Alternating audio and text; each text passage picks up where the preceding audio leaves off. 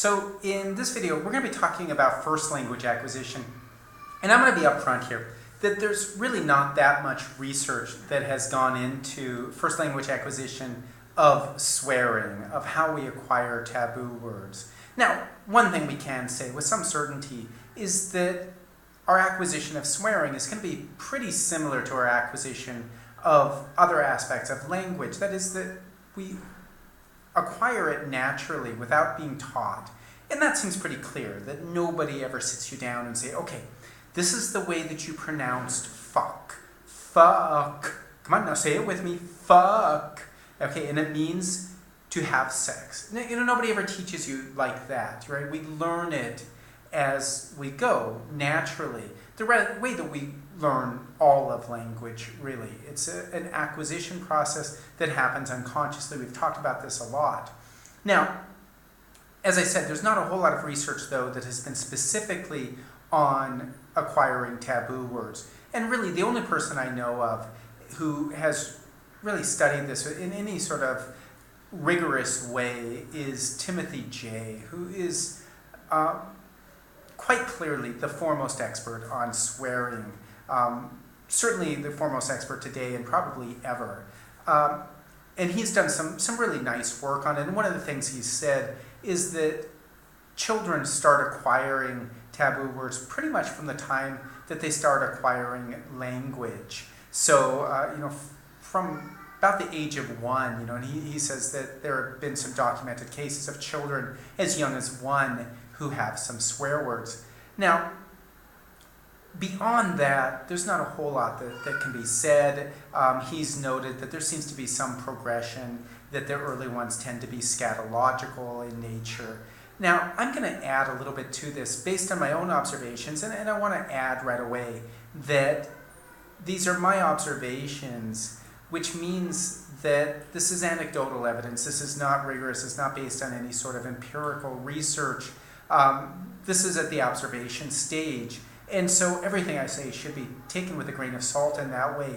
But I think that those observations can lead us to some interesting hypotheses that then we could study with some more rigor. So one of the things that I've observed, I have 2 children. One of them is now 4.5, the other is 1.5 years. And I'll talk a little bit about what I've observed in their development. Now, the 1.5 years child, he really doesn't talk much at this point. He's got, a few words, but I haven't observed him swearing yet, and really most of his words are pretty rudimentary at this stage and at his level. But one thing I can observe is that children at that age, they act out when they're angry. They can't express themselves verbally, and so they just act out. So if he's angry, he's going to kick something, he's going to hit something, he's going to throw something, he's going to hit me, hit his sister, hit his mother, right? He's going to lash out physically for the most part. Or he'll just scream, right? My daughter, on the other hand, who is now 4, she can express herself more, right? So when she's angry, she can put it into words. But I noticed that when she's really angry, she can't quite get that yet, right? So she still just resorts to either, some sort of physical manifestation. Now, she doesn't hit anymore, but she finds other sort of physical ways she'll act out. She'll hit something, maybe she'll throw something, or she just kind of screams, non-linguistic screams. About 6 months ago, she would growl. When she was really angry, she'd go, like that. Now, I have observed, though, that she's got a few things that she will say when she's really angry. They kind of allow her to vent. And one of the ones that I thought was really interesting, and this was started probably maybe about 1 year ago and lasted for probably about 6 months. When she was really angry at us, at my wife or me, she would say, "Never," like that. And it took us a while to kind of figure out what was going on. Why was never this word that she would say when she was really angry?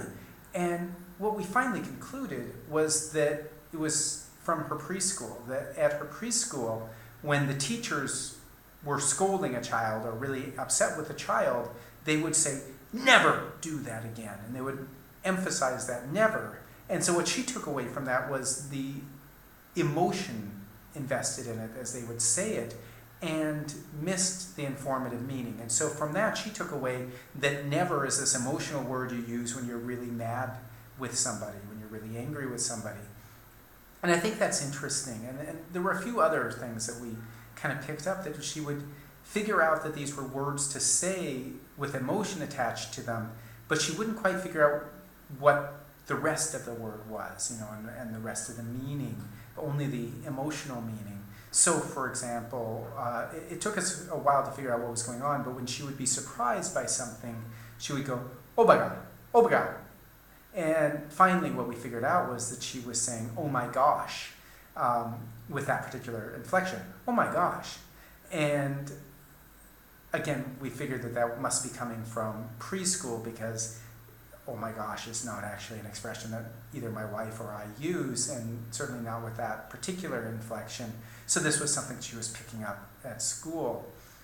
Now, that's something that Timothy J. has observed, is that the emotion seems to be the first thing that children pick up on with taboo words. So they use them to vent emotion, and they probably at that point don't know what the words mean. And I think that's kind of an important point, is that for them at that point, it may not actually be swearing to them. That my daughter didn't think that never was necessarily a bad word. She just thought it was a word that you would say when you were really angry.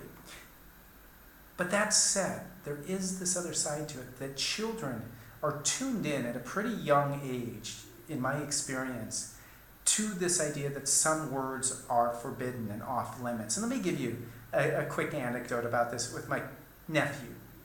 When my nephew was about 3 or 4 years old, he was over at my house, and I was just talking, probably talking to my brother, and I don't know what I was talking about, but I said the word kill.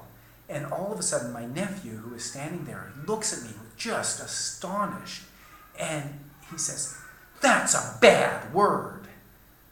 And what? What is? And it turns out that his parents had forbidden him from saying the word kill because they were concerned that his play was too violent. And so they asked him to stop saying the word kill. All right, so he internalized that. The kill is a bad word, you don't say it. Now, about a week later, I was over at his house this time, and he's in the backyard, and he's sitting there stomping on the sidewalk. And I go over to him, I go, "Hey, what are you doing?" And he looks at me and goes, "I'm dyeing ants." And so the interesting thing there is he's internalized the kill as a bad word, but he's associated that then purely with this social meaning, right? So he's invested the word kill with this social meaning that it is taboo, but he still wants to be able to use the informative meaning, and so he has to find a workaround. And so he adapts another word, dye, which he has not been told is a bad word, and so now he uses dye in a transitive way, and so now he can say, "I'm dyeing ants," and that's acceptable in his mind, right? So it's not the informative meaning that was off limits to him, it was just that string of sounds, kill, which is, in my opinion, the way taboo words work, right? It's that arbitrary association of sound and meaning, in this case social meaning, that it is taboo, that it's off limits. And I found that as well with my daughter quite a bit, that when she would go to, when she was coming back from preschool, she would come back with these words and tell me, "This is a bad word." And so in this case, stupid became a bad word to her, that stupid was forbidden. And we actually got a memo on this from the preschool saying that we were supposed to get stupid out of our vocabulary because the children had been using it in an offensive way, saying, "You're stupid," or "That's stupid," and they wanted them to stop that, and so they had forbidden stupid from being used. And I've personally found that very hard, to purge stupid from my vocabulary. And even today, this is about a year after that memo came out, and my daughter is not in that class anymore, she still understands stupid to be a bad word. But the one that surprised me is this: one day she comes home from school and she says, penis is a bad word. And I looked at her, I go, really? Why? And she shrugs her shoulders and says, it is. It's a bad word. My teacher said so. And so she's got, again, this idea, this very ready acceptance that some words are forbidden, and penis is one of them that's forbidden.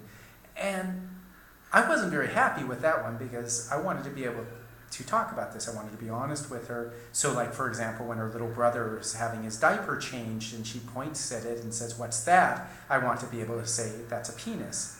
And so we started talking about it, and we finally came to a compromise. You know, this is my daughter and I came to a compromise together that penis would be a bad word at school, but not at home. And again, she was very open to that idea, which I think shows this idea of contextuality, that the context also determines where and when and how something is taboo, and in this case a word. So a word may be taboo in one context and not another, and already at the age of 3, my daughter has figured this out. Another time she came back from preschool and she says to me, poo-poo is a bad word. And I said, really? I said, well, what do you say when you have to go? And she thought about it. She didn't know. So she wasn't sure what she was supposed to say in that case. And so we agreed that she would think about it and decide what was okay. And so a couple days later we talked about it, and she told me the poo-poo was a bad word again. And I said, okay, well, so what do you say when you have to go? And she said, poop. And so she's decided, she found then the alternative. So again, poo-poo, bad, poop, okay. Now again, looking at it, I kind of figured out what was going on, was that the teachers weren't really upset about it being used with its informative meaning. What they were upset about was that children were now calling each other things like poo-poo head and, poo-poo Michael and things like that, which again is a very typical child move, and that's something that Timothy J. talks about, that the first level is the emotional use of it, but after that then there's an insulting use of taboo words, and by the age of 3.5, 4, the children had started moving to using these scatological words as insults, and so they had to forbid poo-poo, but of course then that posed a problem, because now poo-poo is off limits. What do you call it? And so now they had to figure out a workaround, and she decided that poop was okay, poo-poo was not okay. Now, all of that said, these are observations, these are things that I would like to look at in more depth, and I think probably the most interesting thing to me is figuring out that social side of it. The emotional side has been studied a lot, but I don't think that the social side has been looked at as much, in that children pick up on things being forbidden, and especially words being forbidden, and they really internalize that from a very young age.